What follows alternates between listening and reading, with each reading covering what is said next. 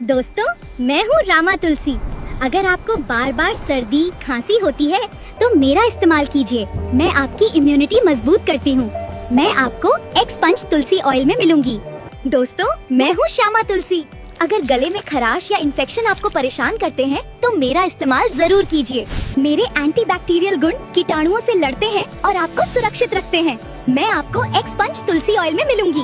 मैं हूँ वन तुलसी। अगर आपको हमेशा थकान महसूस होती है तो मुझे अपनाइए। मैं शरीर को आराम और ताजगी देती हूँ। मैं भी आपको एक्स पंच तुलसी ऑयल में मिलूंगी। मैं हूँ श्वेत तुलसी।